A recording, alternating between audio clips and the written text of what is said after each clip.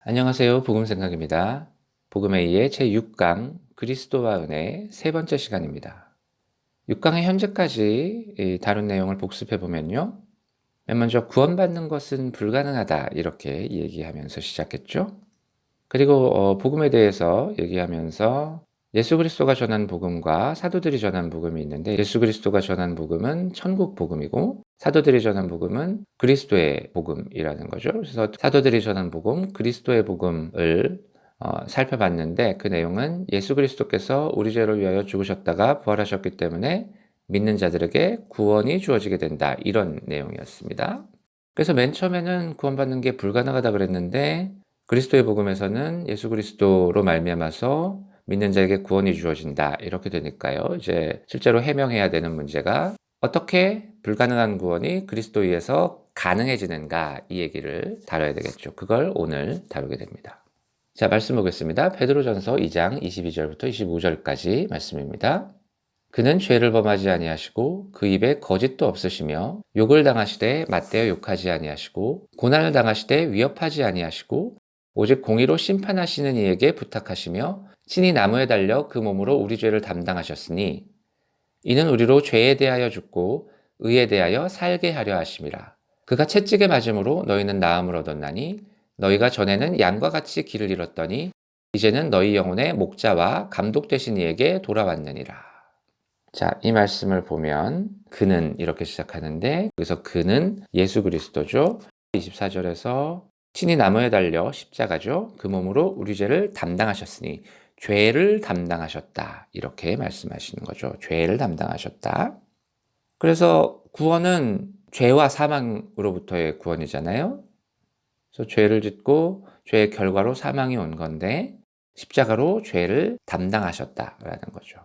그래서 그 결과로 나타나는 게 25절에 보면 영혼의 목자와 감독 되신 이에게 돌아왔느니라 이렇게 얘기하고, 그 앞에 24절에서는 죄에 대하여 죽고 의에 대하여 살게 하심이라, 이게 하나님의 통치에 들어가는 것을 얘기하게 되는 거죠. 죄를 지음으로 하나님의 통치를 거부하고 하나님의 통치로부터 떨어져 나와서 사망에 이르렀는데, 그리고 우리가 구원받는 게 불가능하다고 얘기했잖아요. 그 사망의 상태에서, 죄와 사망에서 빠져나오는 게 불가능했는데 죄에 대하여 죽고 의에 대하여 살게 되고, 또 영혼의 목자와 감독 되신 이에게, 하나님이죠, 하나님께 돌아오고 하나님의 통치로 돌아오고 구원받고 하는 게 어떻게 가능하냐, 여기서는 친히 나무에 달려 그 몸으로 우리 죄를 담당하셨다, 십자가를 지셔서 죄를 담당하셨다라는 거죠. 그래서 죄를 담당하셨다는 말은 그 십자가로 죄의 결과를 무효화시킨다는 거죠. 즉시 모든 죄의 결과를 무효화시키는 것은 아닙니다. 우리가 경험으로 잘 알고 있지만, 그렇지만 어쨌든 그 십자가가 죄를 담당해서 죄의 결과를 무효화해서 구원이 가능해진다라는 거죠. 더 설명을 하려면 이 말씀을 보겠습니다. 로마서 3장 23절에서 25절까지 말씀입니다.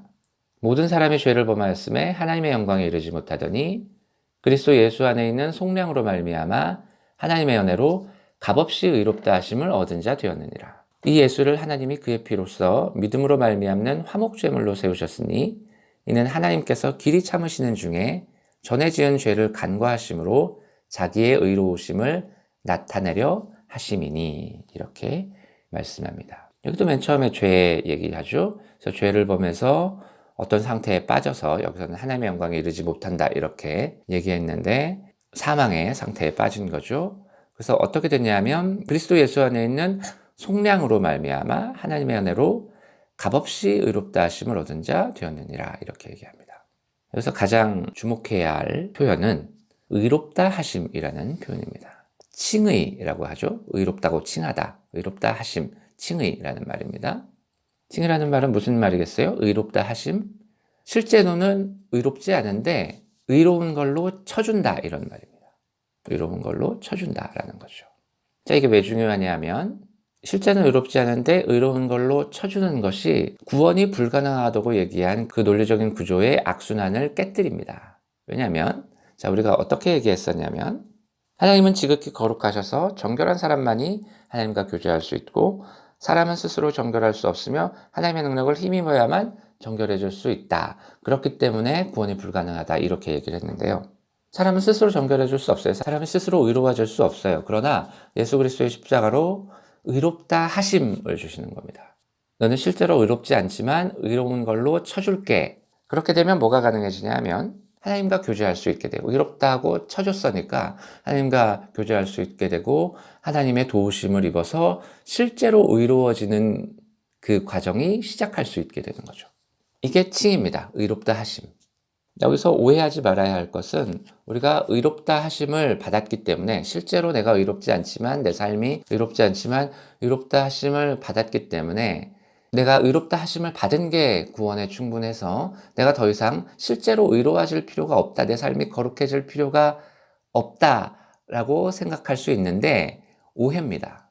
제가 설명해 드렸던 것처럼 사람이 의로워져야 되는데, 사람의 실제 삶이 거룩해져야 되는데 그게 안 돼요. 죄를 지어서 죄의 결과가 오고, 죄의 결과로 사망이 오고, 그래서 하나님의 도우심을 입어서 실제로 의로워질 수 있는 기회가 없어지는 거죠. 하나님의 도우심을 입을 수가 없으니까.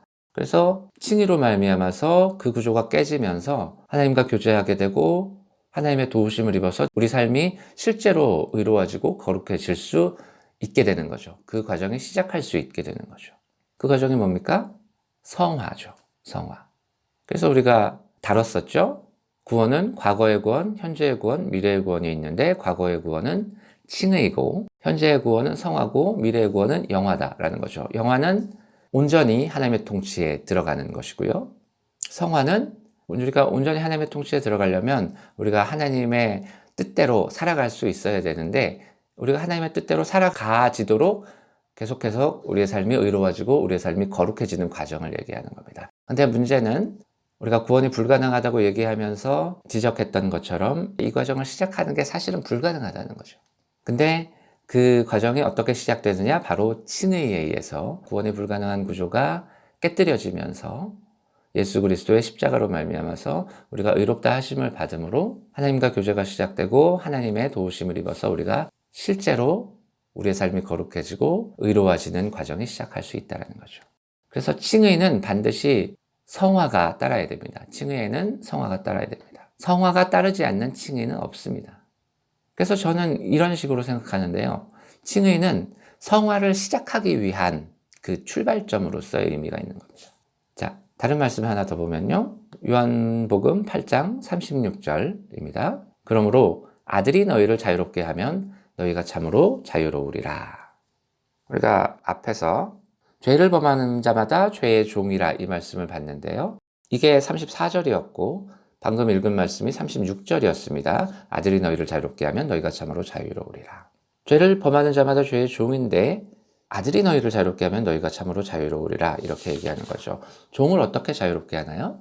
아까 로마서 말씀에서 이 단어가 나왔었는데요. 속량이라는 단어죠. 구속 또는 대속, 영어로는 redemption 이렇게 얘기하는데, 이 말이 무슨 뜻이냐 하면, 예를 들어서 어떤 노예가 있다고 하면 어떤 사람이 지나가다가 이 노예를 보고 마음에 불쌍히 여겨서 값을 주고 그 노예를 산 다음에 그 노예에게 자유를 주는 겁니다. 넌 이제부터 자유다.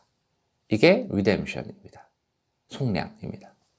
값을 지불하고 종된 데서 구해내서 자유를 주는 거죠. 그래서 예수 그리스도께서 값을 지불하고 우리를 그 죄의 종된 데서 사셔서 우리를 자유롭게 하신다라는 거죠. 그 어떤 값입니까? 바로 예수 그리스도의 십자가 보혈이 바로 그 값이 되겠죠. 자, 마지막으로 말씀 하나 더 볼게요. 히브리서 10장 10절에서 14절까지 말씀입니다. 이 뜻을 따라 예수 그리스도의 몸을 단번에 들으심으로 말미암아 우리가 거룩함을 얻었노라. 제사장마다 매일 서서 섬기며 자주 같은 제사를 드리되 이 제사는 언제나 죄를 없게 하지 못하거니와 오직 그리스도는 죄를 위하여 한 영원한 제사를 드리시고 하나님 우편에 앉으사 그 후에 자기 원수들을 자기 발등상이 되게 하실 때까지 기다리시나니 그가 거룩하게 된 자들을 한 번의 제사로 영원히 온전하게 하셨느니라. 여기서는 제사 얘기를 하죠. 무슨 얘기를 하려고 하는 거냐면 예표에 관한 얘기를 하는 겁니다. 예표라고 하면 예표할 때 예자는 예언할 때의 예자고요. 이 표라고 하면 사인이죠. 심볼. 상징 이런 걸 얘기하는 겁니다. 그래서 구약에 나타나는 예수 그리스도의 십자가에 대해서 미리 알려주는 상징적인 것들에 대해서 생각해 보는 건데요. 구약에 나타나는 이제 제사를 들고 있죠. 제사가 동물을 죽여서 그 피를 흘려서 하나님께 제사 드리는 거잖아요. 레위기에 규정된 걸 보면 그 드리는 목적에 의해서 5가지 제사가 나오는데요. 번제, 소제, 화목제, 속죄제, 속건제 이렇게 있습니다. 그 중에 소제는 피 흘림이 없는 제사입니다. 이거는 곡식으로 드리는 제사이기 때문에 이걸 뺀 나머지 4개는 번제, 화목제, 속죄제, 속건제 이거는 짐승의 피를 흘려서 드리는 제사인데 이 흘려지는 피가 예수 그리스도의 보혈에 대한 예표다 이런 얘기입니다. 번제는 예수 그리스도의 온전한 헌신을 예표하는 거고요. 자, 화목제, 속죄제, 속건제 이렇게 있는데 속죄제와 속건제는 자세히 연구하는 사람이 아니면 굳이 구분할 필요가 없습니다. 둘 다 우리가 뭔가 잘못한 것에 대해서 드리는 제사입니다. 속죄제로 생각을 하면 우리가 죄를 지어서 그 죄를 용서받기 위해서 짐승을 죽여서 피를 흘리는 거죠. 짐승의 피가 무슨 가치가 있는 게 아니라 그 피는 예수 그리스도의 십자가 보혈을 미리 보여주는 거다, 예표하는 거다 이런 얘기입니다. 또 뭐가 있어요? 화목제가 있는 거죠. 그래서 이 피를 흘려서 하나님과 화목하고 또 사람들과 화목하게 되고 이런 거죠. 그래서 우리가 죄를 지어서 하나님과의 관계가 끊어지고 사람들과의 관계가 손상됐는데 예수 그리스도가 피를 흘려서 이 모든 관계를 화목하게 한다. 이것을 예표하는 거죠. 제사뿐만 아니라 구약에는 예수 그리스도에 대한 풍부한 예표가 나옵니다. 대표적인 거 한 가지만 예를 들면 출애굽 때 10가지 재앙이 애굽에 임하고 마지막 장자 재앙이 임할 때 히브리인들은 어린 양을 잡아서 그 어린 양의 피를 문설주에 바르면 그 심판하는 천사가 문설주에 어린 양의 피가 발라진 집은 심판하지 않고 들어가서 그 장자를 죽이지 않고 넘어갔다라는 거죠. 그래서 그게 6월절이 되는 건데 그 피가 당연히 예수 그리스도의 십자가 보혈에 대한 예표인 거죠. 이것뿐만 아니라 구약에는 예수 그리스도의 예표가 아주 풍부하게 여기저기 가득 차 있습니다. 그걸 다 얘기할 시간은 없습니다. 자, 그래서 오늘 한 얘기, 핵심적인 얘기는 예수 그리스도의 십자가가 죄를 담당하고 칭의를 가능하게 해서 불가능한 구원을 가능하게 만든다. 이런 얘기였습니다. 자, 오늘은 여기까지 하고요. 다음 영상에서는 제6강 그리스도와 은혜를 마무리하겠습니다.